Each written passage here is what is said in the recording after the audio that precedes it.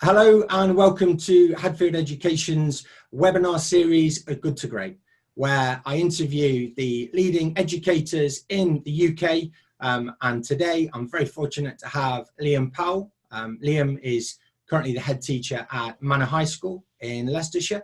And yeah, welcome Liam. How's school treating you today? Yeah, very good, thank you. Nice sunny day here in Leicester. Excellent, excellent. And tell me, Liam, what actually took you into teaching and into education? Well, I finished my degree and I went off and I did some postgraduate studies, and then I worked for British Telecom for a couple of years. And then I realised that I was really missing the subjects that I'd studied for all of those years, which were basically history and politics. And I had a real desire to get back in to those subjects and share that passion and share all the knowledge and learning that I'd built up with young people. Fantastic. And so where did you start out? I started teaching in 1993 in the Leicester area, and I was teaching history and politics through from 11 to 18-year-olds. Then I headed over to Rugby, to Ashlawn School in Rugby, worked there for about 6 years, then 12 years at Kingsthorpe in Northampton, and then this is my 7th year here in Manor High in Leicester. Brilliant, brilliant. And in terms of new student teachers that are entering into the profession, obviously there's been a real change from when you first qualified. What kind of advice would you give to them? I think the main thing is to enjoy the job. Above all else, remember why you're doing it and enjoy it, and make it interesting. Bring your own life experiences into your learning. Plan your lessons well. Plan lots of pace. And try and concentrate on the good things about the job. The media, we sometimes hear negatives about it, but actually it's a fantastic job. And the relationship you build up with young people, I'll just give an example of that.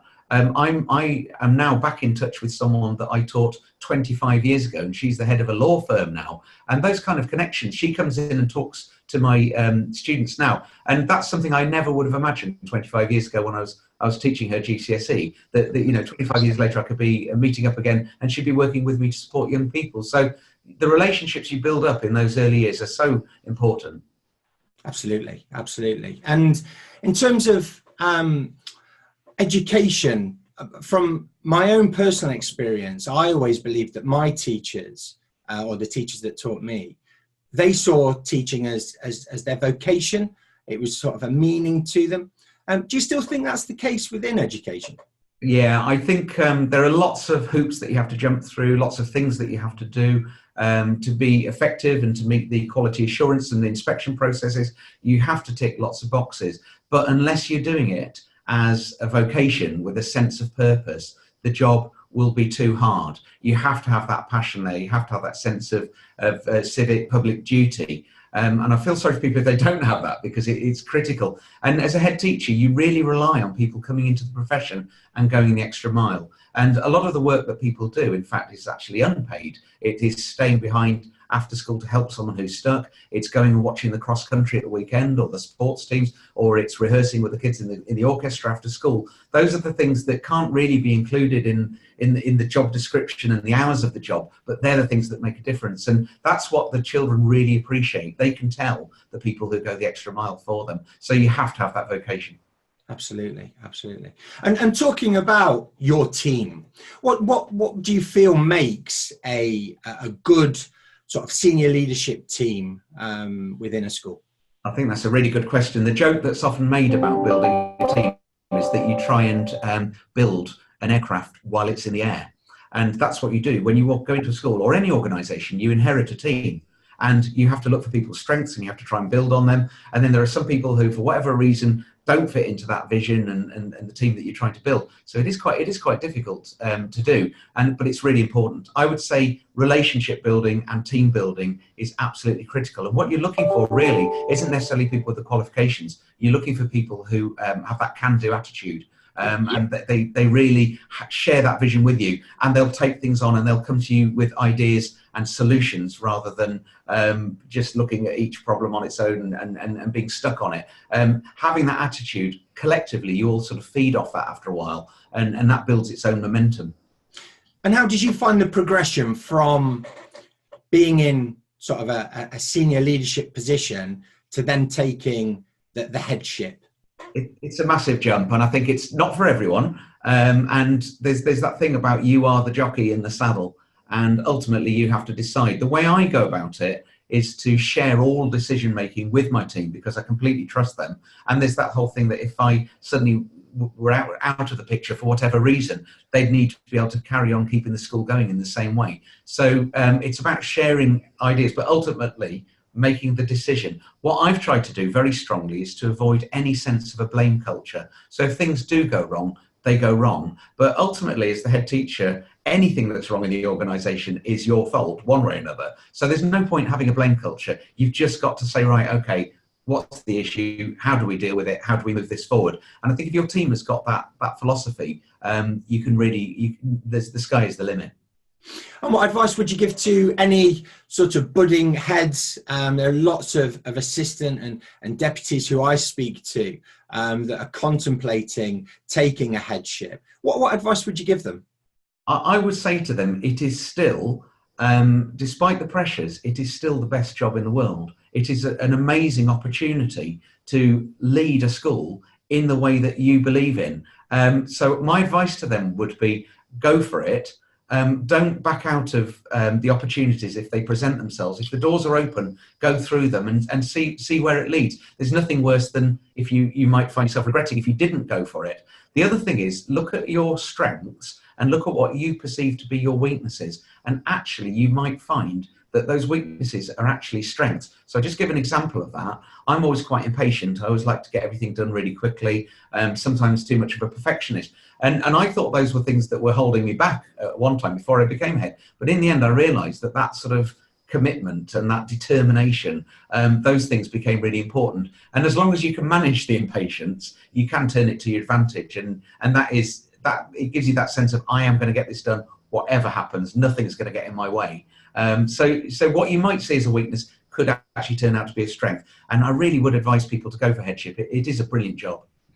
Absolutely. And like you say, I think the impact that you have, everybody, I remember my head teachers from my education, and the support, and they knew everybody's, the thing that really impressed me was they knew everybody's name. And could relate to each individual, which was really, really important, absolutely critical. And I run a school of 900, and we've taken the school through amazing changes. It started off 50 years ago as an 11 to 14 school, then 30 years ago it became a 10 to 14 school, and then 2 years ago we became an 11 to 16 school. But what we've done is we've committed to keeping the school at the same size. So our school has 900 pupils. We've gone from 4 year groups to 5, but we've managed it in a way that we keep the overall size of the school the same. We really strongly believe in that. Now, I'm a non-teaching head teacher. I sometimes do get support, I support with revision sessions and things like that. But because I do the morning duty, the after school duty, the break duty, the lunch duty, I walk the corridors, I go into lessons, I actually know almost all of my students by name, and I know their families as well. And they wave when they go past in the morning in the cars, when they're doing the drop-off, and build up a relationship with the bus driver on the school bus. And all these things really matter. It means that you get to know people. And I think you then don't get the problems around behaviour and attendance and all those things, because people believe in what you're doing and they can see that you are actually walking the line yourself, and that you believe in it. So people are much more likely to buy in then. Absolutely. And what other initiatives are you implementing, like new initiatives to move school forward? We've tried to move away from the old kind of judgmental model of looking at people's teaching. So we have a very inclusive approach now, which is based on dialogue. So you'll observe someone teaching and then you have a dialogue about it afterwards along a set of criteria. And the person being observed has as much of a say into that as the person doing the observing. Then we have lots of other things that go on around the school, which you've probably seen on LinkedIn, which is things like the Hot Chocolate Friday, the Magic of Manor initiatives. Our big thing at the moment is we're trying to work. We have more boys than girls in our school. We're outside the national average for that proportions. And we're really interested in the work around mental health at the moment. So we've got a huge drive on that going. Just managed to hook up with a couple of people on LinkedIn. Luke Ambler is one of them. I'm very, very interested in some of the stats around men's mental health. I was really shocked recently when I found out that suicide is the biggest killer of men under 45, and that outweighs road accidents, cancer, and lots of other things that take people's lives. So there's something wrong. If that is a stat that is real, there's something wrong in our society. So we're looking at boys early on now and saying, what can we do to give them the resilience, the strength, the positivity that they're going to need with all of the challenges that they're going to face in their lives. We're not losing sight of the girls as well, but mental health and well-being is a big focus for us right now. Brilliant. And like you say, the mental health issue has really, in the last 18 months, just at the forefront of everybody's minds, within, not only within education, but within the whole sort of society and social structure. And looking at the way in which people are sort of, you see the exterior, but you don't necessarily know what's happening behind closed doors, do you? Excellent. Boys aren't the hot job. Sorry, go on. No, and boys aren't encouraged to share as well, and to share their feelings and this sort of. So we're really trying to get them to talk. That's where we're starting. And obviously, as the dad of 2 teenage boys, I see it from both sides of the fence.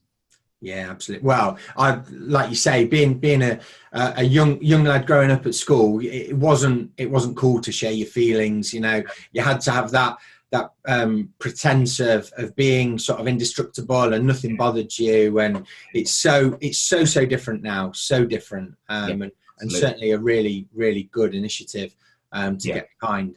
And in terms of the school, and you've done some work with Spark Academy. Yeah, we do lots of work. Spark Academy are really good. Mittal Thanki, who's the CEO of Spark Academy, she was Asian Businesswoman of the Year a couple of years ago, and she actually uses our site in the evening. And we've done lots of collaborative work together, and she supports with our after-school interventions and revision and this sort of thing. I suppose what I've learned from that really is you can never do enough partnership work. These people just come along, and she wanted to meet up initially, and from that we've now got this amazing system where lots and lots of children in this part of Leicester are undergoing tutoring every night in our school. A lot of the behaviour stuff we do, a lot of the behaviour work is based on relationship building and the kind of counterintuitive strategies that we have that work really well. And we got a load of those from Pivotal and Paul Dix, who I also managed to meet through LinkedIn as well. And that partnership thing is really important. Also in the school, we're now part of a multi-academy trust as well. So we're working with 4 local primaries, and the learning across that 3 to 16 journey is incredible there. And then I chair a group called the Excellence Group, which is 9 secondary schools, all of who have gone through age range change. And we work really closely together, and we beg, borrow and steal each other's ideas, and just keep sharing initiatives. So for example, we're in the run into the exam season now, and we're sharing ideas on what can you do in the final furlong to just make a difference, to just boost people's confidence. So all of that partnership work is so powerful. The Hot Choc Friday thing that I do on a Friday, that really came from Paul Dix and Pivotal, and that's been amazing. And the idea, the thinking behind that is that instead of spending 95% of your time as a head teacher with the 5% who get it wrong, you actually flip that round and you try and make sure that you spend more time with the kids who just get it right every single day. They open doors, they say hello, they're friendly, they do the work, they're nice to each other, they help each other out if they've got a problem or anything like that. And the other reason for it is it means I end the week on a real positive. So I try and fit as many students as I can each week, but you end up having this lovely experience where you go away on a Friday evening thinking, wow, I really do work in an amazing school full of confident young people. So there are lots of reasons for it, really. Definitely. And it really is. It's just really lovely to actually see students with a hot chocolate having, an adult situation with their head, which again can sometimes be a little bit daunting for students, because I don't think they necessarily see the head in that light and in that circumstance. Think they're in trouble, and they come along on a Friday, they go, oh, why have I got to go and see the head? And then you actually have a hot chocolate and they can bring their lunch up, and it turns out to be a nice experience. Brilliant. Well, you talk about Multi-Academy Trust and the work that you do there. Where do you see the education sector moving forward in say the next 5 years? It's interesting because as 10 years ago, we were all fairly independent schools working under local authority supervision. That's all changed in a very, very short space of time, you know, below a decade really for all of that to happen. Now, we were one of the first schools in this locality to academise.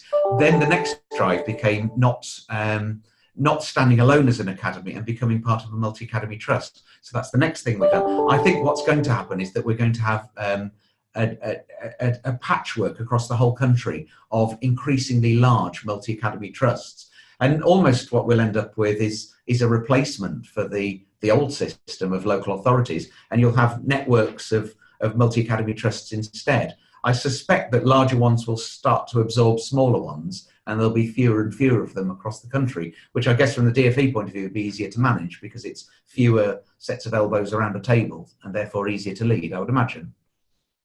And in terms of in school, how do you, so with the multi-academy trust that you work with at the moment, is that, yes. Did you say that was secondary and primary, or is It's secondary and primary. So we are the secondary school in that trust. Right. And then we work with 4 primaries, one of which is on our site, and then there are 2 a few miles away, and then in the other direction there's another primary. And we really came together as ethos-driven professional friends who thought, hang on, we're all teaching the same children in the same community, working with the same families. Let's try and get rid of the disjointed nature of transitions. So children, you know, make these transfers, and it becomes a huge thing for the family. You know, which school am I going to get into? I'm meeting new people. I won't know anyone. I won't have my friends with me. So what we're trying to do is say, right, okay, let's look at the whole journey then. So we've got a preschool set up for 3-year-olds, and then the children leave us at 16. How can we join all the dots through that process? So, for example, one thing we've got going at the moment is that all of our deputies from all of the schools are working together on a project around literacy. Reading, writing and oracy skills and communication skills as well. And already it's starting to make some ground. And we've got so much at secondary level that we can learn from the primaries. We've got to overcome that danger of treating children as if they're brand new to education when they come into year 7 at age 11, that actually they've had a very rich education before that. How can we build on that so that it becomes seamless? So that's a really exciting thing to do. Another thing we're working on at the moment is, obviously Leicester is an interesting city historically, and we've got the whole Richard III thing that happened a few years ago when they found the bones and identified them. And the lead archaeologist from that is going to come and do some project work across our school for the whole age range, from 3 all the way to 16. So we could do some really exciting things there as well. I think these are the opportunities within a multi-academy trust. All too often you hear about, it's about finance, it's about the business side of it, it's about economies of scale, it's about centralising resources, which yes it is, and that frees up more money for the children in the classroom at the end of it. But for me it's about professionals working together. I also think that these things aren't always about outcomes. You sit down to try and improve outcomes, but what you don't realise is you're actually working on process as well. There is something around having a coffee with colleagues with whom you've never worked before and on a blank piece of paper saying, right, what is it we're trying to achieve? I think the process often inadvertently outweighs the outcome. And without realising it, you've got more out of the process than you realise. 100%. And I think also to add to that, unfortunately, like you say, I think sometimes the outcome is the only thing people focus on, and they miss the point. And you talk about the integration between primary and secondary, and by the sounds of the process that you're putting into place there, it'll be a lot smoother transition. I mean, I've got kids as well, and I was quite fortunate, and also I was really intrigued that my youngest, she spent a certain amount of year 5 going to her secondary school, and then quite a lot of time in year 6, in particular the final 2 terms, you know, at least once a week going over and seeing and integrating, which I think is certainly something that needs to happen, so that it's not, like you say, a completely separate sort of scenario and schooling, but collaborative between primary and secondary. There's lots and lots of room there for improvement. There is. I mean, for example, we've got children, we've got staff and older students, and we sometimes forget that our greatest resource in a school is the children. We Yeah. sometimes forget that. So what we do sometimes is take the minibus and we go to one of the primaries and we'll do some work around STEM, so science, technology, and maths and engineering, these kind of things. And what we sometimes forget is that we have greater resources in a secondary school that can be shared with the primary. So they have a big focus on SATs, which is a big pressure that's put on primaries. But what we can do in the secondaries, we can come down and give them some enrichment that they might not otherwise be able to provide. So you can do some exciting science experiments where you have explosions and, and lots of loud noises and whizzes and bangs and all this kind of thing. And those kind of things are really exciting for the children. Also, the languages work. We've got language specialists who take people through to GCSE. They can come down and do a day of Spanish with the children. You can do some artwork. The other thing is computing, and I think sometimes children are better placed to deliver that than adults are. They have literally no fear around technology whatsoever, whereas an adult is always worried if they press a button they might do something wrong. The children just go straight in and they'll have a go at anything. They've got no fear. The other side to all of this is when we get the children into our school, we have a series of transition events. They have 3 whole days in the school, and they do lots of other things as well. They do a sports day with us. But something I haven't mentioned yet is our vertical tutoring. So to make our small school even smaller for the children and make it more personal and more familiar, we have vertical tutoring. So every day for 20 minutes, either in an assembly or a tutor period, you have children from year 7, 8, 9, 10 and 11 all working together. And the older ones will work with the younger ones. They'll support them, they'll guide them, they listen to them reading, this sort of thing. The younger ones are getting an enormous amount of that, but the older ones are getting leadership opportunities as well. And they say that the best way to learn something is to try and teach it to someone else. That's when you know that you've really mastered something. So we actually get children from lots and lots of primaries. In fact, about 40 primaries we get children from. And sometimes a child will be the only child coming from that particular primary. So with our vertical tutoring, you've got the older students welcoming the younger ones, showing them around, taking them to the lessons, telling them about the school systems, how to queue up for your lunch, all these kind of things, where to go and get the right things you need, where to get your uniform from, everything. So that child already feels before the summer holidays even come that they're part of the Manor High family. And when they come in September, they really hit the ground running. So I think using the children in your school is incredibly powerful. So I think our integration process in our school takes less than 2 weeks, whereas in some schools I think it takes about 6 weeks. Brilliant. And obviously we're coming up to September. Recruitment will no doubt be high on the agenda of objectives. Have you got many sort of positions that you're looking to fill for September? Yeah, we're looking for a second in command of English at the moment, which is a really exciting opportunity for someone. And we're looking for an English teacher as well. Obviously, we haven't got to May the 31st yet, so I may have people in my own school who are looking for promotions at this moment, either in the school or in other schools. So there will be some opportunities for people to come and work in the school and experience a bit of the magic of Manor for themselves. And we always manage to recruit really exciting people.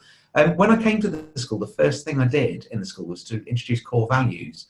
And I was laughed at first. People say, why do you want core values? You're not a FTSE 100 company, you're a school. What are you thinking about? And again, that turned out to be really important around process. And we came up with excellence, inspiration, and care and respect. And that was after asking children, governors, parents, and everyone. And the inspiration part of that is trying to get inspirational teachers, because that's what I want as a parent. And that's what I want as a head teacher, because if the children are inspired with fast-paced lessons that are exciting, they're never going to misbehave, and they are going to do the work, and they are going to do the homework because they want to do it and they care about it. So inspiration came up as one of our core values, but when it comes to recruitment, it forms part of our line of questioning in our interview process. Absolutely. And like you say, that the students wholeheartedly make the school, but the teachers that are there and working with those students is so important now to have the right team. And it's not necessarily just in regards to qualification and experience. It is the whole individual, the personality, and like you say, the ambition, the traits, the teamwork, collaborative, and it really does impact on the year that you have moving forward. So excellent. Okay. And what's the easiest way for people to get in touch or connect with you?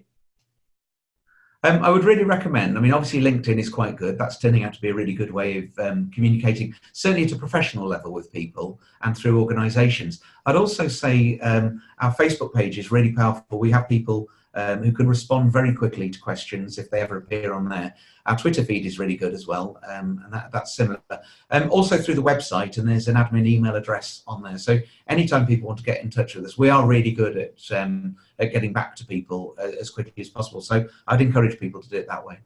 Fantastic, fantastic. Well, thank you ever so much for your time in having this conversation. And like I say, if you would like to get in touch with Liam, I'll post all of the connection, Twitter handle and Facebook feeds and links in the description below. So thank you ever so much, Liam. It's been an absolute pleasure. Pleasure. Thank you very much.